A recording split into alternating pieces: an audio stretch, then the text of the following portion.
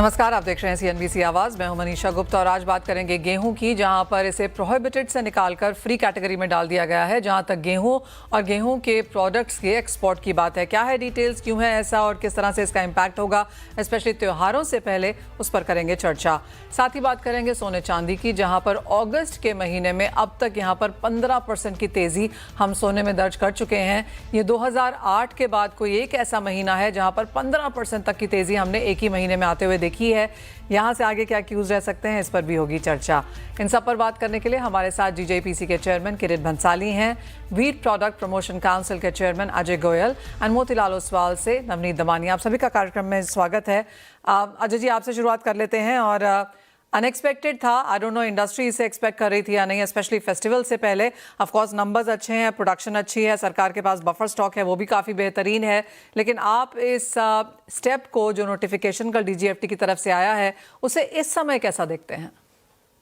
तो दरअसल last week जो है ऑलरेडी एक मीटिंग हो चुकी थी जिसमें ये चीज रेकमेंड किया गया था, और ये जो है ये obstacles to export of wheat and wheat products को हटाया गया है। इससे पहले जो सरकार ने नोटिफिकेशन निकाला था उसके अंतर्गत लोगों को एप्लीकेशन देनी पड़ती थी, उनको कोटा अलॉट होता था और with in that time frame export करना पड़ता था।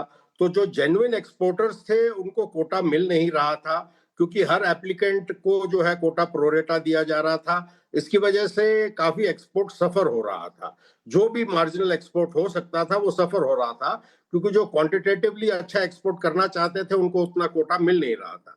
तो इस चीज को जो है उन्होंने लास्ट वीक मीटिंग में कंसिडर किया इंडस्ट्री के रिक्वेस्ट पे, और उन्होंने जो है उस चीज को कल नोटिफाई कर दिया। इसके तहत अभी there is no obstacle to export wheat or wheat products. You don't have to wait कि हमको जो एलोकेशन मिलेगा और फिर हम एक्सपोर्ट कर पाएंगे।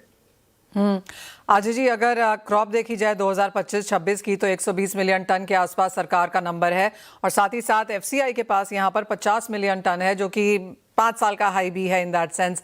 आपको लगता है ये नंबर्स हैं जिन्होंने पुश किया है सरकार को रिकमेंडेशन के तहत कि एक्सपोर्ट खोला जाए? बिल्कुल बिल्कुल, एक्सपोर्ट तो खुला हुआ था क्वांटिटेटिव रिस्ट्रिक्शन के साथ, और उसमें एक प्रोसीजर था।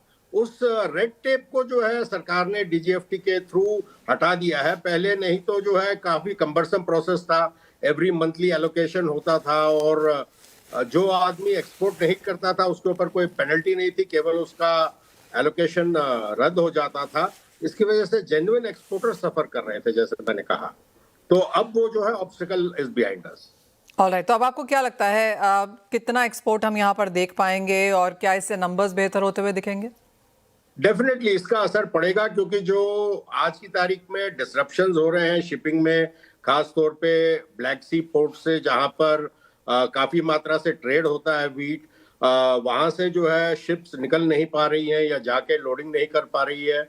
और अभी सब लोग सोच रहे हैं कि अगर यूक्रेन रशिया में इसके बारे में कुछ समझौता हो जाए तो हो सकता है पोजीशन ईज हो।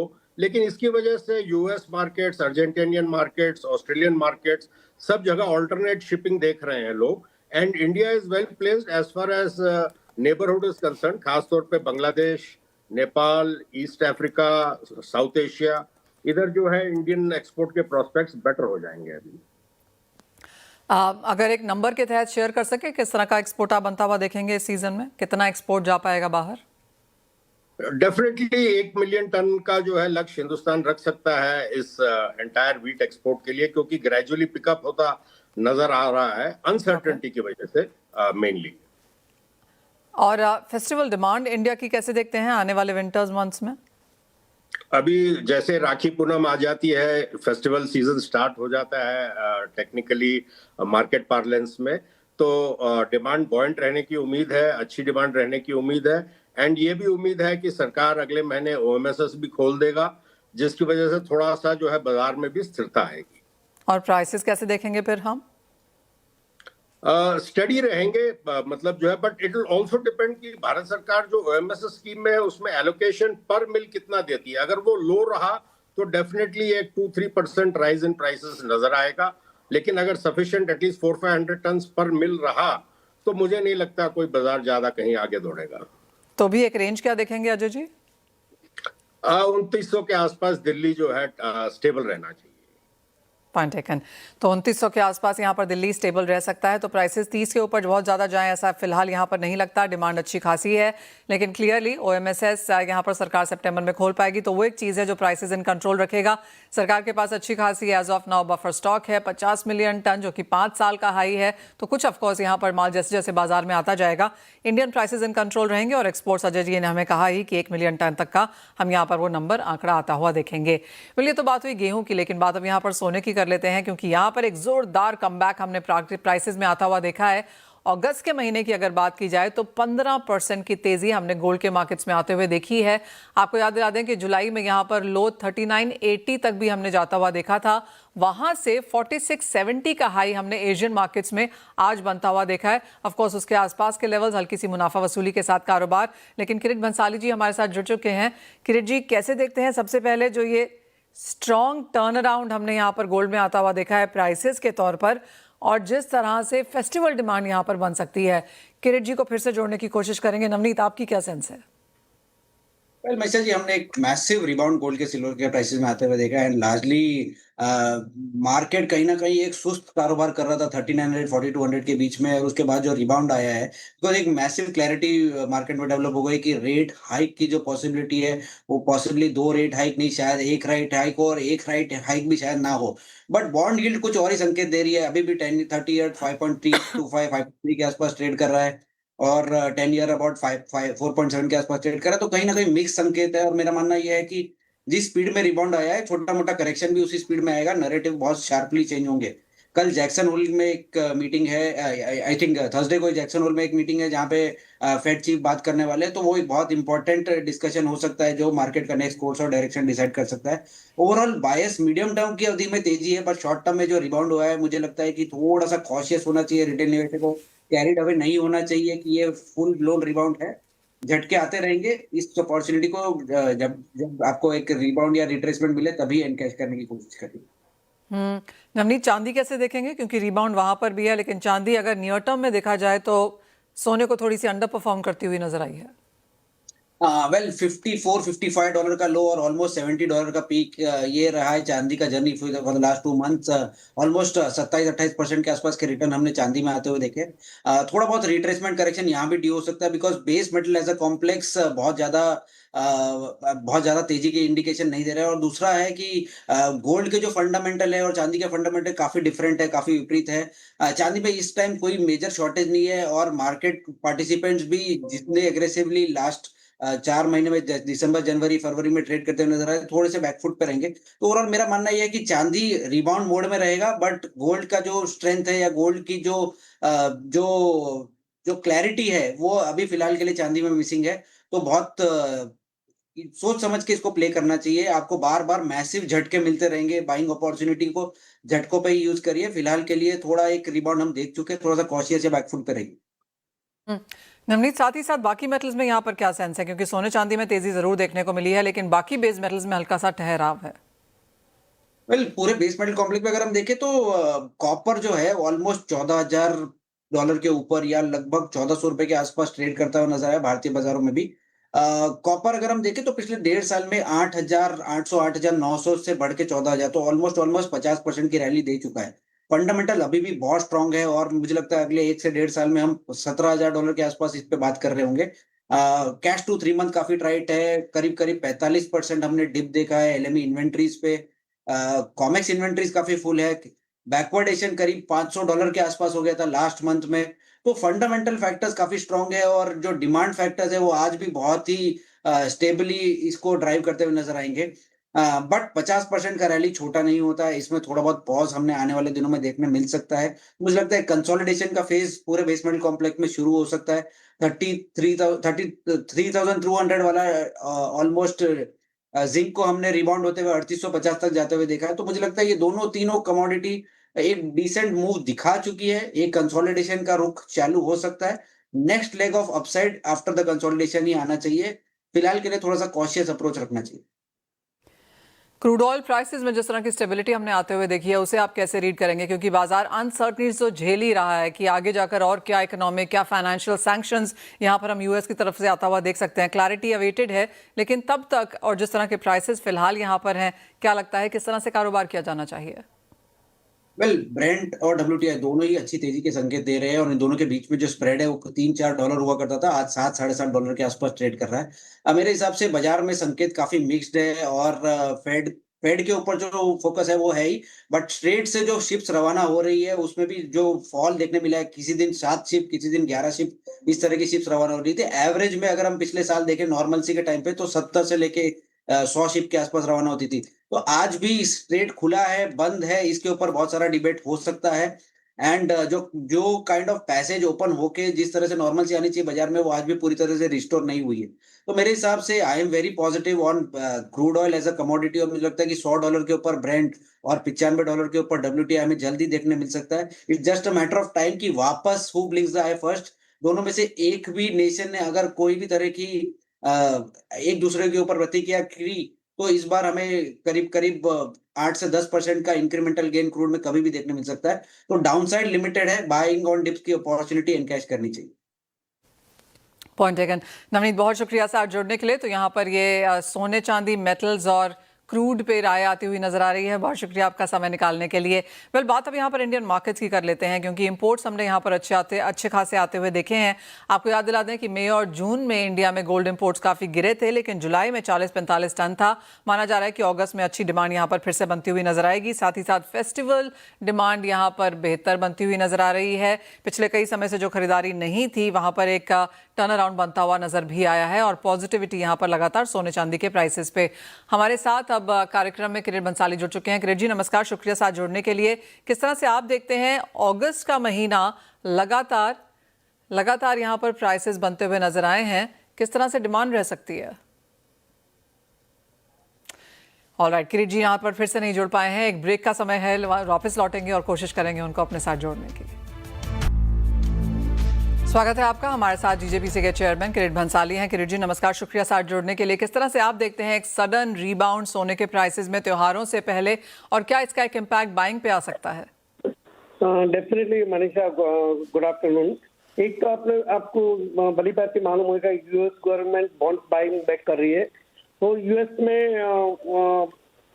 लिक्विडिटी बहुत इजीली अवेलेबल है और people are investing, looking at the geopolitical situation, their first preference is to invest in gold. This is one of the reasons. Second reason ये है कि यूएस फेड जो interest है वो 3.5 से 3.75 जुलाई में स्टेबल रहा है। जब भी ये इंटरेस्ट रेट स्टेबल रहता है तभी लोगों का आकर्षण गोल्ड की तरफ रहता है। ये हमने पास में भी देखा है। This is another second reason. Third reason is कि अभी भी जियोपॉलिटिकल सिचुएशन थोड़ी अनसर्टेन दिखाई दे रही है ग्लोबली, तो लोगों का आकर्षण गोल्ड पर है। और आपने देखा होगा अगस्त में पिछले 2 वीक में 9% का राइज आया है, 4,400 टू 4,649। तो क्लियरली कि लोगों का गोल्ड पर प्रति आकर्षण बढ़ा रहा है। एब्सोल्युटली। जिस तरह से हमने बाइंग आते हुए देखी है, ऑफ कोर्स IGS में काफ़ी हमने स्ट्रॉन्ग नंबर्स एंड फुटफॉल्स आता हुआ देखा, लेकिन आपको क्या लगता है किस तरह की बाइंग आने वाले अगले 3 महीने में यहाँ पर देखने को मिल पाएगी, और क्या एक्सपोर्ट नंबर्स यहाँ पर बेहतर बनते हुए नजर आ रहे हैं? देखिए, मैं जब तक डोमेस्टिक का सवाल है तो एक हाउस होल्ड से एक जो प्राइम मिनिस्टर की अपील के बाद जो मुझे दिखाई दे रहा है, इफ वी कंपेयर समझो मार्च अप्रैल मई से, तो काफी लोग अपनी ओल्ड ज्वेलरी लेके रिटेल स्टोर में आ रहे हैं। जो पहले 30% एक्सचेंज हो रहा था, वो मैं पिछले महीने का अभ्यास किया तो करीबन 60 to 65% ओल्ड गोल्ड पाइपलाइन में आ रहा है। That is a good sign. The people are supporting prime minister's appeal. But overall देखिए तो ये IGS तो रिकॉर्ड ब्रेक रहा। लगभग 62,000 विजिटर्स आए और ऑल 5 days जियो और नेस्को में भारी भीड़ रही कि एक भी रिटेल के बाद, एक भी बूथ ऑर्डर के बाद 2 मिनट का समय नहीं रहा। तो डोमेस्टिक मार्केट इज बूमिंग। और अभी तो मनीषा, जैसे आपको मालूम है कि आने वाले 3 महीने में वेडिंग सीजन आएगी, फेस्टिवल सीजन आएगी, तो गोल्ड की डिमांड बरकरार रहेगी। किरण भाई, और साथ में एक्सपोर्ट को लेके क्या सेंस है अब यहाँ पर? अच्छा है, मतलब जो हमें अलग अलग, अभी भी हमारे कॉमर्स मिनिस्टर जापान में है, उसके पहले भी एक दौरा मैं भी साथ में किया है। अलग अलग मार्केट एक्सप्लोर कर रहे हैं, जहां पर ज्यादा करके हमारी इंडिया की प्लेन गोल्ड ज्वेलरी लो कैरेट में ज्यादा डिमांड दिखाई दे रही है। तो हम हो सकता है एक्सपोर्ट में वॉल्यूम वाइज इतना बढ़ावा नहीं देख पाए, मगर कैरेट वाइज मतलब वेट वाइज काफी अच्छा आकर्षण रहा है। World wide lower carat plain gold jewellery की अच्छी डिमांड दिखाई दे रही है। किरीट भाई, आपको जाने दें उससे पहले कोई सेंस यहाँ पर जो आपको लगती है कि सोने के प्राइसेस कहाँ जा सकते हैं, क्योंकि almost everybody seems to believe कि ये 45-4600 से 5000 वाला दायरा हम ये साल खत्म होने तक देखेंगे।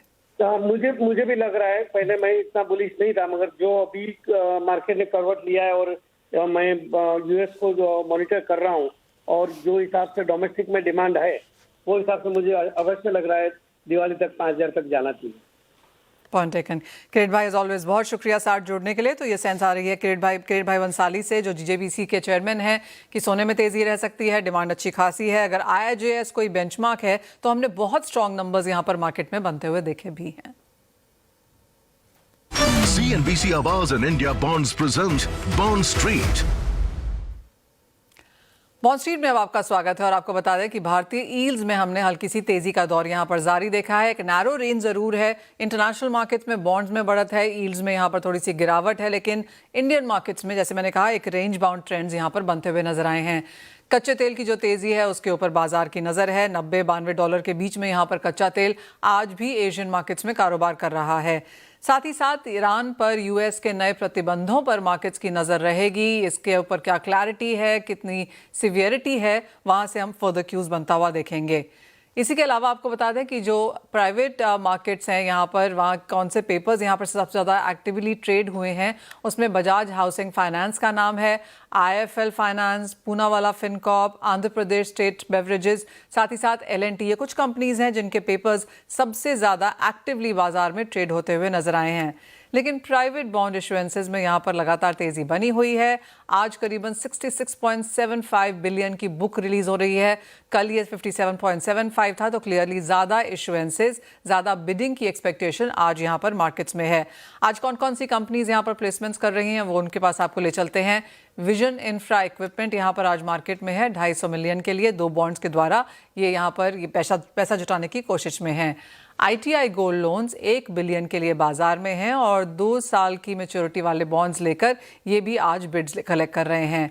प्रॉगफिन 1 बिलियन के लिए बाजार में है। साथ ही साथ सैटिन फिनसर्व भी 1 बिलियन जुटाना चाहते हैं और 2028 की मैच्योरिटी वाले बॉन्ड्स के साथ ये दोनों ही कंपनीज आज बाजार में बिड जुटा रही हैं। बजाज फाइनेंस ऑफ कोर्स सबसे बड़ा नाम है और बहुत बड़ी रकम भी है।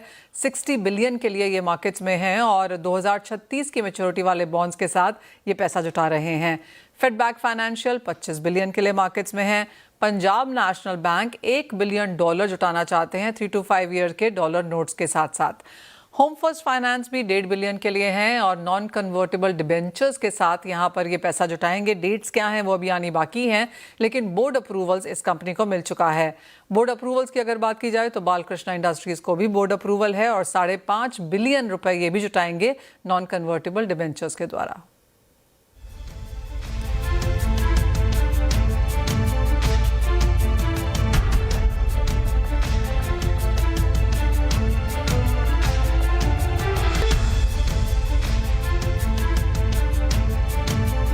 CNBC Awaaz and India Bonds present Bond Street.